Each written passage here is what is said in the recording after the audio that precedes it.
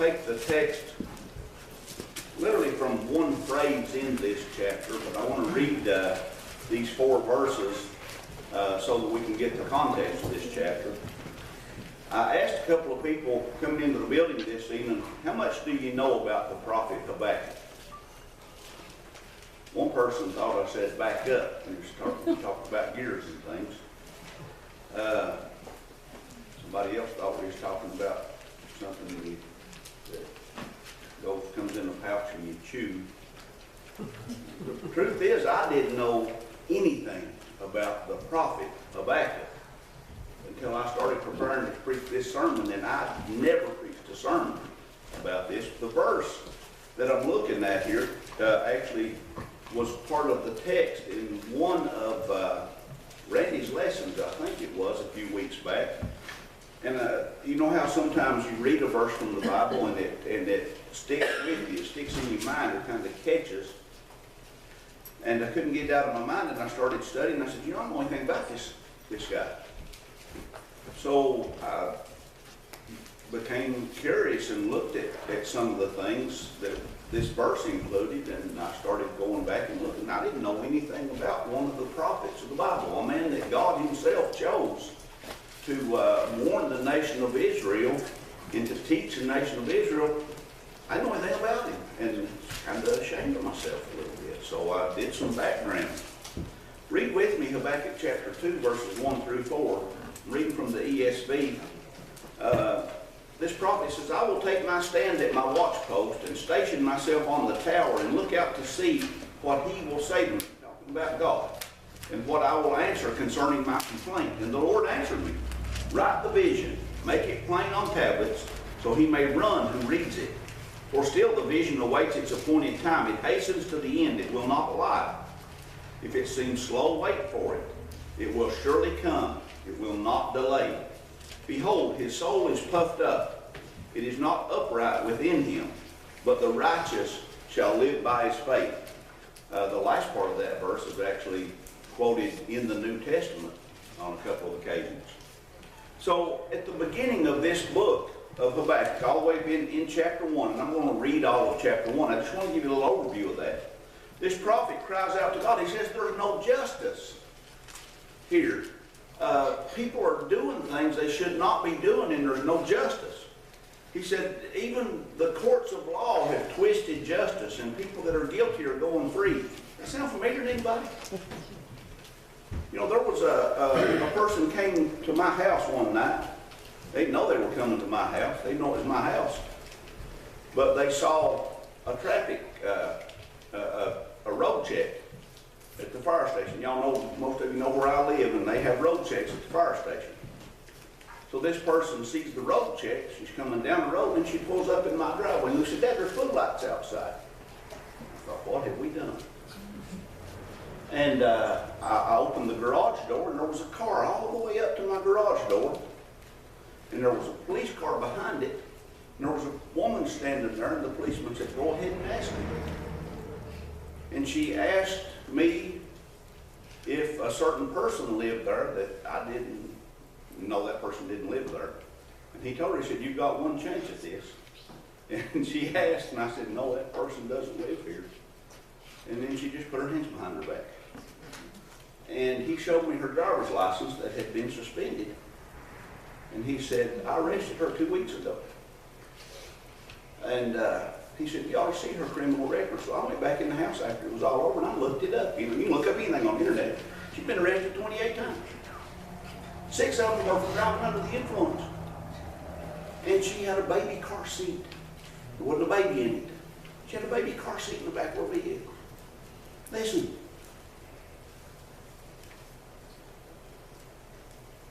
The prophet, the preacher, Solomon, in Ecclesiastes said there's nothing new under the sun. Guess what? There wasn't justice then either. This troubled this prophet terribly, and it should trouble us. We should be troubled by that. We should live faithfully, and we should be a light, but those things should trouble us. We look around this world, we should want to be less a part of that, and not at all a part of that. But you know, there's no in between. We are either lost or we're saved, literally. answer here in chapter 1, and it confused him even more. Because God told him, he said, well, I'm going to take care of this unrighteousness that's going on among my people. God said, I'm going to take care of it, and I'm going to send the Chaldeans to do it for me. This was the Babylonian nation, and if you've read anything about the Babylonians, remember Daniel, Nebuchadnezzar, and these kings of the Babylonians, they wanted people to worship them. They were wicked people. They were ruthless people. They were people who were greedy. They would go into a city and take the spoil and take slaves and do all kinds of things. And that troubled this prophet. He was a man of God, and he said, why then would God take these wicked people and seemingly favor them over us and let these people punish us? And this is where we find him at the beginning of chapter 2. We find him waiting for God's reply. He said, I'll stand at my watch post and I'll wait for God's reply, because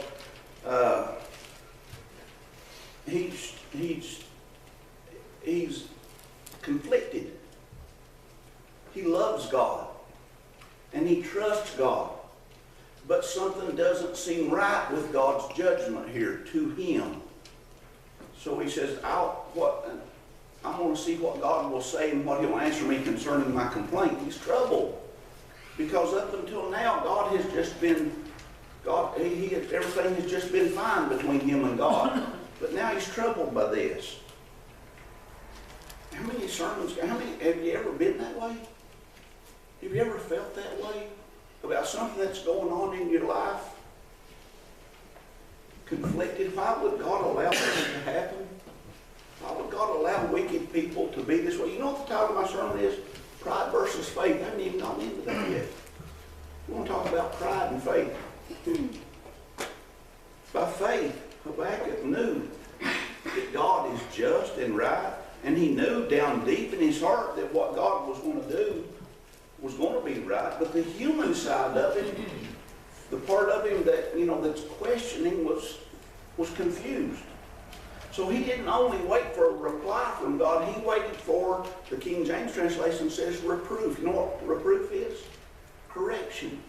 He was waiting for God to correct his thinking on this matter. You know how honorable that is? Do you know when our hearts are in a place that no matter what happens to us, that we know that whatever happens, that it's in God's hands, and God will correct, and God will correct our thinking on it? If we put our trust 100% in him, you know what? You know where we are? We're in a state of humility. You talk about, and the title of this lesson is Pride versus Faith. There's two words that are opposites of pride. You think about the word pride, and the first opposite you think of is the one I just said, humility. But there's another opposite of pride that Habakkuk probably knew and understood, but he was about to understand more completely. The opposite of pride is faith. Because pride says, look at me, look at what I have done for me, look at me, I, me. And humility says, God, thank you for what you have done for me and done with me. No matter how strange or how maybe unjust it seems, because here's Habakkuk thinks two wrongs don't make a right. But he knew that he had to have his thinking wrong. He knew that something was wrong, and he knew that God had it right. And we know that God has it right, but sometimes do we question? Could you imagine everybody in our society today having the attitude, I know that God's got it right and I must have it wrong? We couldn't build out over the river and build this building big enough if people had that attitude to the end of the bottom here. If everybody had that attitude. So sad that so many never get that. I'm kind of in the process of getting it, and I think that's where we all are, in the process of getting it. When we're going to get it is when God looks down at us, when we're standing there alone in front of him and he says, enter in. That might be when we finally get it. This is what it was all about.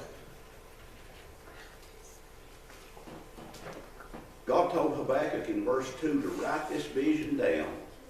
And be sure you write it down in detail. Now, I'm not going to go into the entire vision. It was all about these Chaldeans coming in and wreaking destruction on God's chosen people because they had turned to idolatry. They were perverting justice.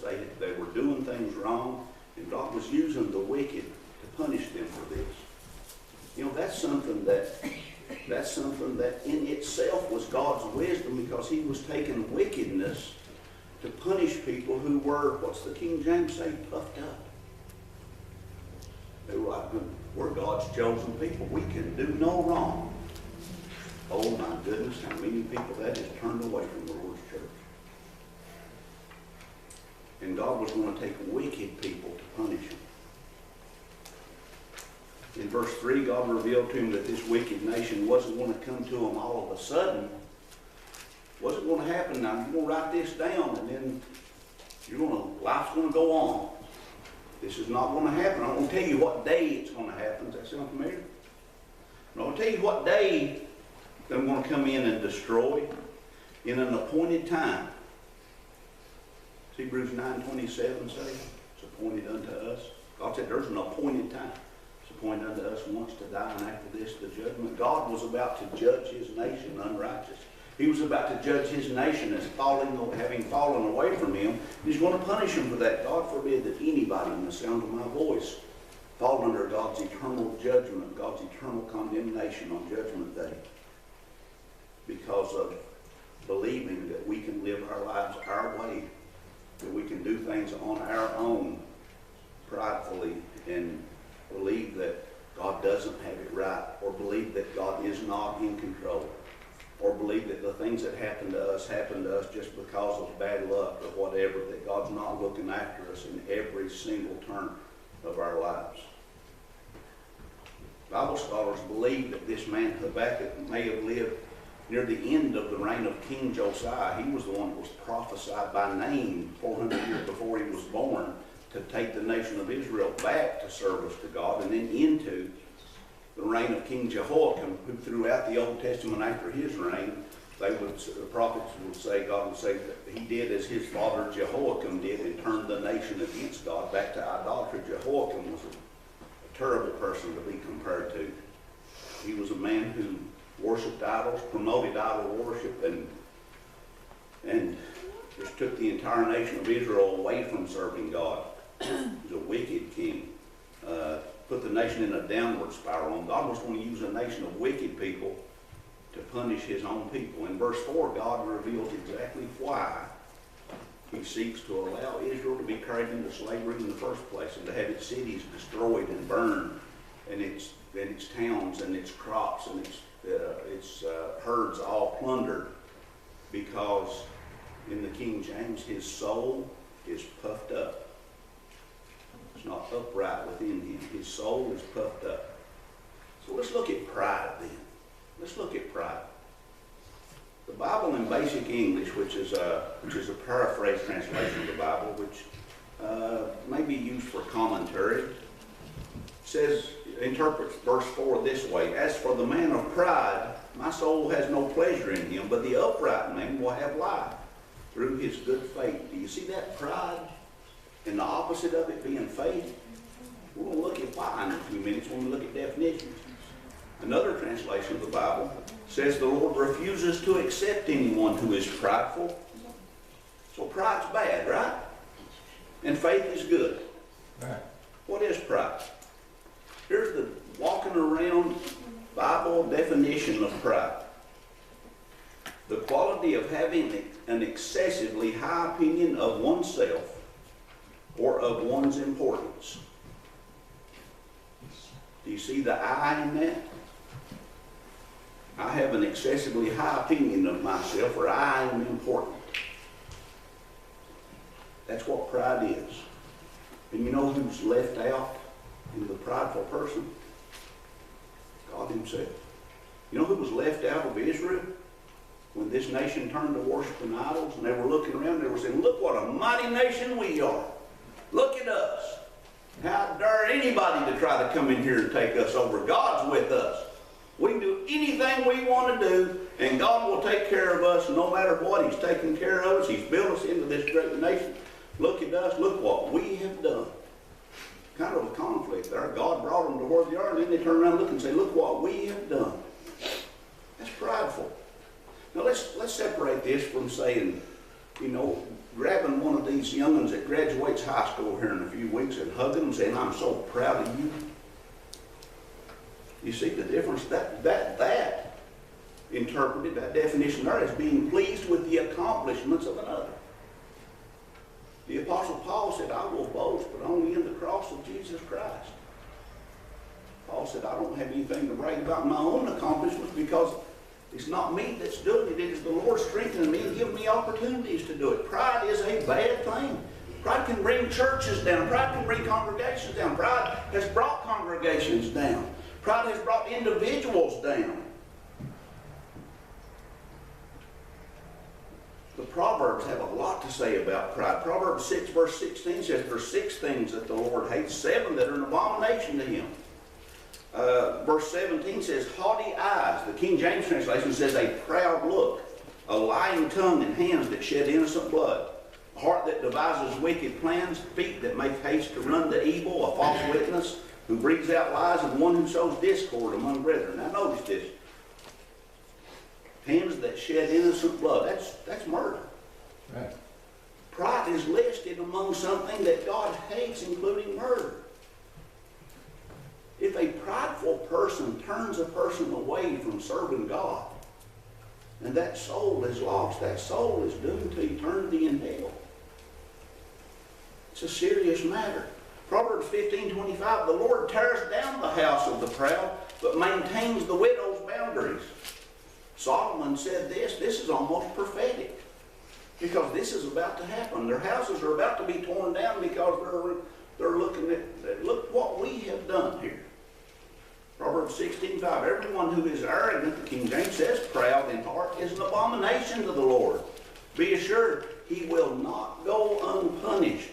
And this is about to be what's going to happen. This is what Habakkuk is prophesying about these nation of people. And downstairs in the Bible class, in the history and geography class, every single turn that the nation of Israel made in the wilderness, and when they went into the promised land, the land of Canaan, was a metaphor, was a comparison to the lives of us as individual Christians. Joshua and Caleb, the 2 faithful out of the 12. Look at us, the number of people that are here out of those that are running up and down the road right now with no concern for their souls. Everything that happened was a comparison. Proverbs 16:19, it's better to be of a lowly spirit with the poor than divide the spoil with the proud. Proverbs 21:4, haughty eyes and a proud heart, the lamp of the wicked are sin. So we've established then that thinking too much of oneself is sinful. So who is in danger? Who's in danger of being prideful? Surely there's people, somebody that is immune to it. No. No one is. I read this from one author. He says that pride is everywhere and takes all manner of shapes. The rich man is prideful of what he has. The poor man is prideful of surviving with less. The talented man is prideful of what he can do. The man of few talents is prideful of his hard work. The religious man is prideful of his religion. The unbeliever is prideful of his unbelief. The establishment man is prideful of his place in society. The countercultural man is prideful of his outcast status. The intelligent man is prideful of his learning. The simple man is prideful of his simplicity. You know, if there was ever a universal sin that's all-encompassing that everybody would be in danger of, it's pride. The nation of Israel was prideful, and everything, I said again, everything the nation of Israel did is a comparison to our lives on this side of the cross of Jesus Christ as Christians. These things were written before, were written for our learning. They were written as warnings to us. In this particular text in Scripture, he's puffed up, his heart is not upright within himself, is a warning to us not to be prideful.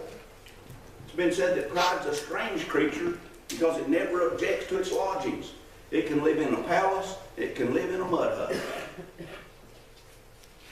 You know, James repeats a warning from Proverbs 3:34. In the book of James, God opposes the proud, but gives grace to the humble. We've seen pride and weaknesses. The Apostle Peter references the same verse from Proverbs 1 and 1 Peter 5:5, when he instructs us to submit to the eldership. We see opposite words, pride and humility. And you know, without humility, we can't submit to the eldership. If we can't submit to elders on earth, how are we submitting to God? Amen. Pride manifests itself in our lives like the old Frank Sinatra song. I didn't know for years that it was a Frank Sinatra song with my mommy and Elvis, you know. That song, Elvis did it his way, my way. I didn't know it was first somebody else's song. Was my mom's a whole lot more of an Elvis fan than Frank Sinatra fan. I did it my way. Did you ever hear somebody say, did you ever think, you know, looking back at bad times or looking back at hard times, and I know, you know, I think about hard times in my life, and I think about hard times that my parents went through, and then I remember hard times about my grandparents going through, and hard times are different for every generation. It seems like we get a little softer. I remember I have a skillet in my house that's over 80 years old.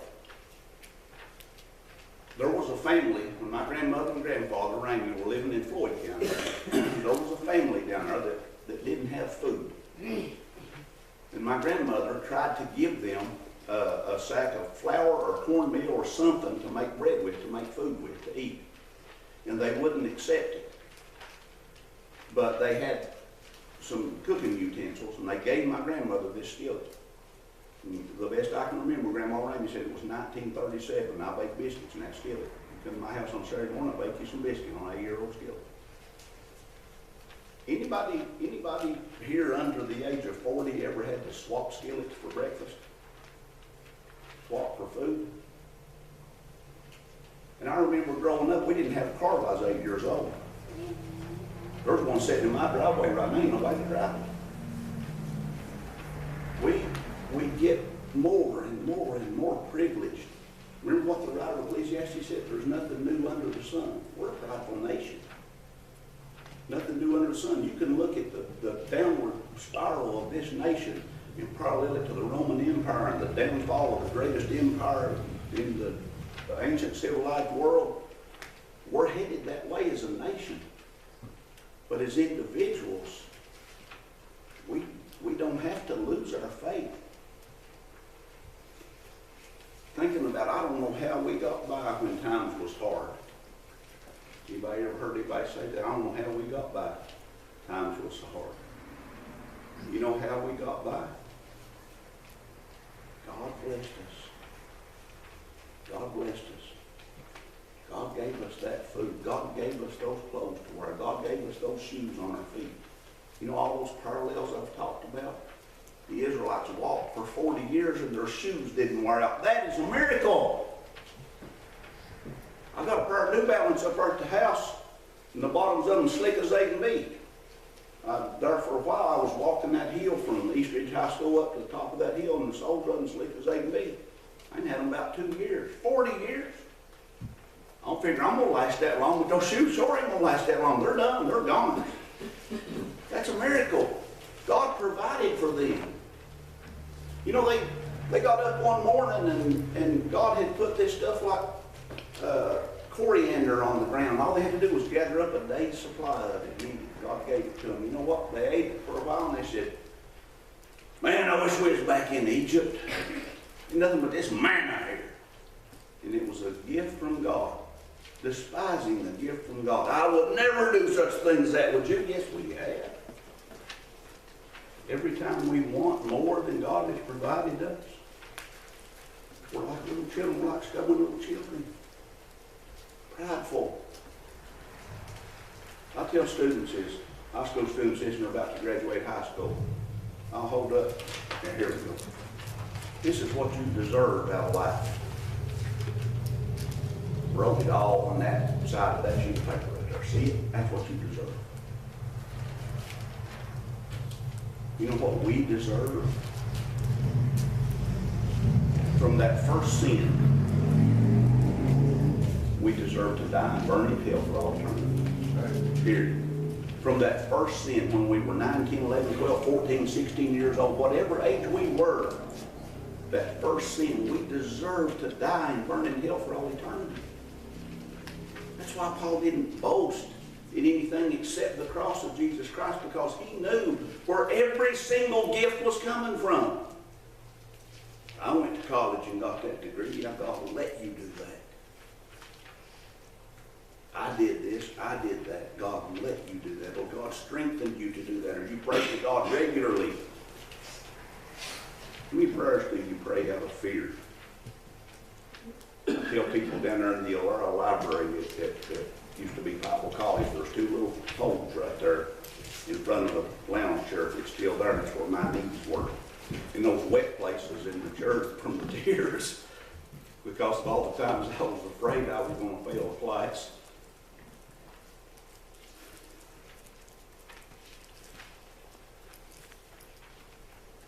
And we can say, look what I have done. If God hadn't allowed it to happen, we'd just be destroyed. Period.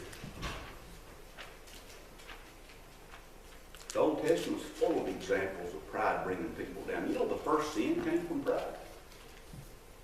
The first sin came from pride. What is the first sin? Eve ate fruit. Right? Learned that when we were little. Eve ate fruit. There was always a picture of an apple there. Eve ate whatever that fruit was, Eve ate it. You know why Eve ate it? Because the serpent said, you'll be like God. You'll know stuff. You'll know the difference between good and evil. Can you remember being a little kid and being innocent and not knowing the difference between right and wrong, getting your hind end busted when you did something wrong, not knowing why you was getting your hind end busted sometimes? I see some people doing it. And now you're older and you know what's right and wrong. Knowing right and wrong, not always cracked up to be, is it? Boy, if Eve hadn't eaten that fruit, hadn't taken that bite, the serpent said, you'll be like God to know good and evil. And she was. And everything that serpent told her was right. Except for that one thing, you shall not surely die. Because Eve's dead and buried somewhere. She's over there somewhere. Her dead body is somewhere over there in modern day Iraq, in the ground. Turned to dust right now. Eve, the first woman. And Adam's too. And Cain's and Abel's and all them. Because Eve thought, well, I want to be like God. Remember the Tower of Babel? The Tower of Babel in Genesis 11, we're going to build a tower to the heavens. We're going to be like God. We'll be able to see everything like God sees everything. God fixed that. How about in the book of Judges, Gideon? You talk about a humble man that was rewarded. You talk about Gideon. We talked about pride. Let's talk about humility. Let's talk about humility and faith, how they walk hand in hand for just a minute. Gideon. God said, Gideon, sent an angel, and the angel said, Gideon, you mighty man of valor, you. And Gideon said, what? My clan is the weakest in the tribe of Manasseh, and I'm the weakest person in my father's house. God said, you're a mighty man of valor through the angel. And there it is. And there it is. There's the lesson. How do you see yourself? How do we see ourselves? Do we see ourselves as a person that, I did this, look at me, I? Do we look at ourselves like Gideon did? I'm the least that I can be. God considered him a mighty warrior. He never fought a war in his life. God doesn't count time. God sees potential. And then he gives us, thank God he gives us free will. Or maybe it'd be better if he just took us and used us. God told Gideon, he said, go in this might of yours. Did I not send you? In verse 16, God said, but I will be with you. Mighty man of valor. And he went into a battle against the Midianite army. It's better at 2 armies. Hundreds of thousands of people. And how many warriors did he take with him? 300. the sword of the Lord and of Gideon. Judges 7 verse 2, the Lord said to Gideon, the people with you are too many for me to give the Midianites into their hand, lest Israel boast over me, saying, my own hand has saved me. That's pride. God said, I'm not going to let them be prideful.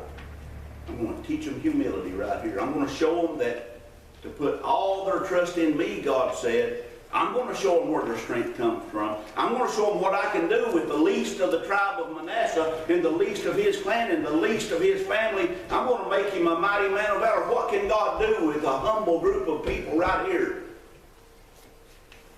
We can go into this community and win souls to Jesus Christ. That's what we can do. I see so many mighty people of valor standing here and sitting here in front of me this evening. The least in his father's house took 300 men and annihilated 2 armies in one night through faith, the opposite of pride. You know, Gideon's all the way up in the New Testament too, in Hebrews 11. We had a sermon from Hebrews 11 recently. Hebrews 11:32, the author of Hebrews says, what more shall I say, for time would fail me to tell of Gideon, Barak, Samson, Jephthah, David, and Samuel the prophets, who through faith conquered kingdoms, enforced justice, obtained promises, stopped the mouths of lions.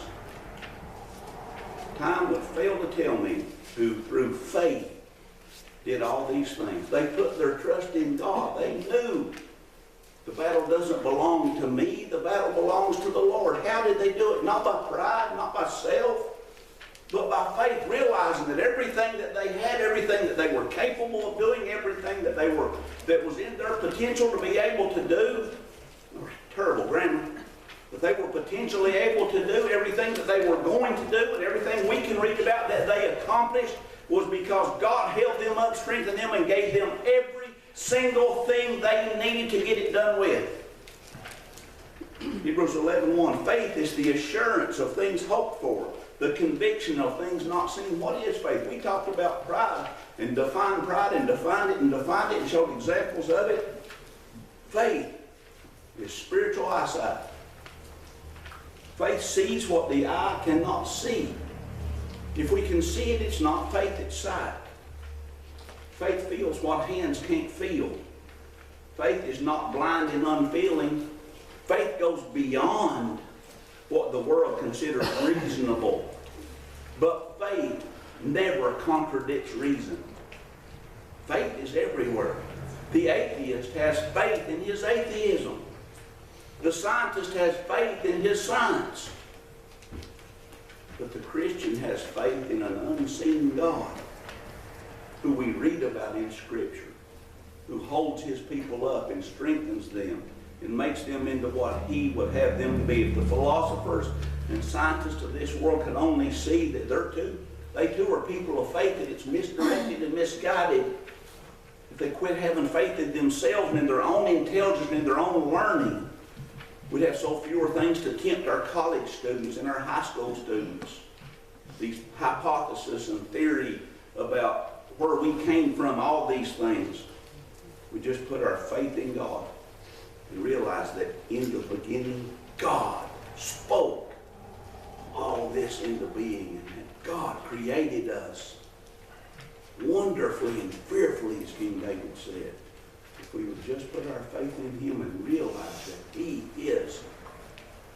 should be the center of our very lives, what faith did for these people in the past, we can realize then that God will give us a spiritual victory over death. A spiritual victory over Satan, the devil himself, that's way better than the victories over those armies of the Old Testament. Those victories gained them acreage. Those victories gained them square miles of ground to graze cattle on and to grow crops on and to raise olive groves and vineyards. It's so much better for us. The promise is so much better. The promise is of eternity in heaven with God.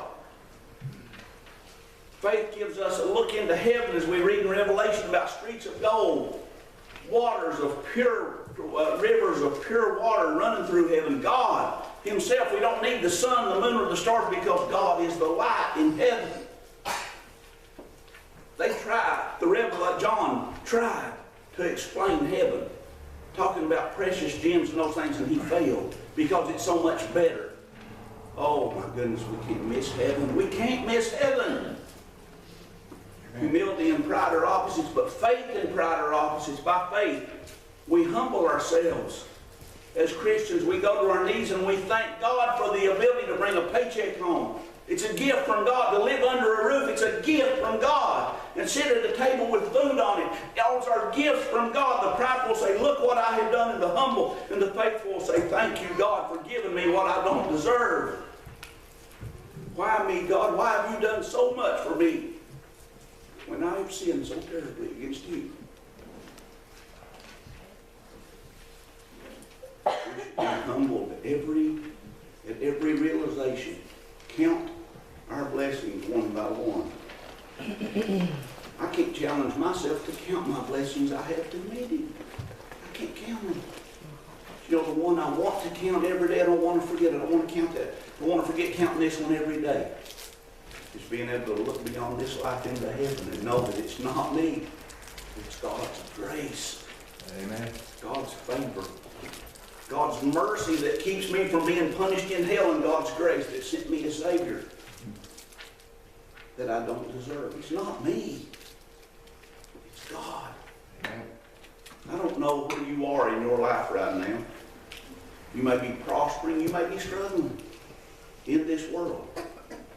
In either sense, I think I've shown you that you can still be prideful about what's happening in your life. If you're not a Christian and you leave here ignoring the Lord's invitation, do you think that you can get through this life on your own? Do you think that you can survive and get by without the Lord on your own? There's pride involved in that. There's pride involved in not stepping out in that aisle and thinking, I got this myself. I don't need the Lord in my life. The pride in believing that you're the master of your own destiny. Listen, like I said this morning, your life is like the steam over that pot of boiling water, here and then gone. And you can't control when it's time. I can't control when it's time. So I beg you right now, this evening, humble yourself. Turn from the prideful, do it my way life, and give your life to the Lord. And let Him make you a mighty personal valor in His army. See what God can create in you. See what wonderful things that God can do with you. Let's stand now and sing the invitation song. Oh, do not let the word depart, and close thine eyes against the light. Oh, sinner, pardon not your heart. Be saved, oh, tonight. Oh, why not tonight? Oh, why not tonight? Will thou be saved? And why not tonight?